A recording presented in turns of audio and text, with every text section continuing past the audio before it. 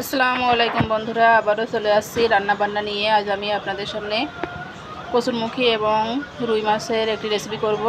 এখানে প্রথমে একটা চুলায় কড়া বসে দিয়েছি, কড়া তেল দিয়ে দিয়েছি। তেলটা গরম হয়ে আসলে লবণ হলুদ মাখিয়ে রাখছিলাম রুই মাছটা, সেটা দিয়ে দেব। মাছটা সব কিছু দেওয়া হয়ে গেলে ভালোভাবে 2 পিঠ ভেজে নেব। ভাজা হয়ে গেছে, একটা পাত্রে লাবাই নিয়েছি এবং এখানে যেটা তেল ছিল তাতে অল্প একটু তেল অ্যাড করে কচুরমুখীটা ভালোভাবে ভেজে নিতে হবে। এবং কচুরমুখীটা যদি আপনারা এভাবে ভেজে নেন তাহলে রান্নার টেস্টটা অনেক বেশি বেড়ে যাবে।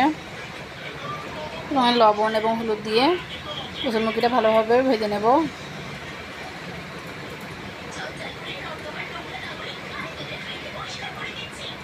কচুরমুখীটা ভাজা হয়ে গেলে একটি পাত্রে লাভিয়ে নেব।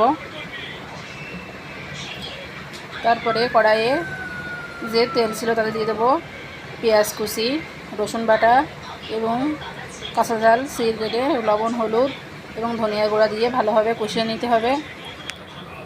মশলাটা ভালোভাবে কষানো হয়ে গেলে আগে থেকে ভেজে রাখা কচুরমুখীগুলা দিয়ে দেব। এভাবে আপনারা বাসায় ট্রাই করতে পারেন। এবং কচুরমুখীটা দিয়ে কিছুক্ষণ কষিয়ে পরিমাণ মতো ঝোল দিয়ে দেব। ঝোলটা বলক হয়ে উঠলে দিয়ে দেব আগে থেকে ভেজে রাখা মাছটা দিয়ে কিছুক্ষণ রান্না করে নিতে হবে।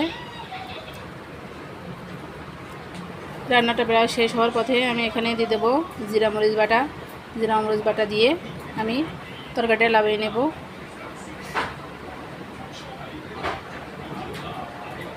এবং ঝোলটা একটু ঝোল থাকতে তরকারিটা লাভিয়ে নিতে হবে, তা না হলে পরে আটে যাবে। আশা করছি ভালো লাগছে। ভালো লাগে অবশ্যই পাশে থাকবেন। সবাই ভালো থাকবেন, সুস্থ থাকবেন।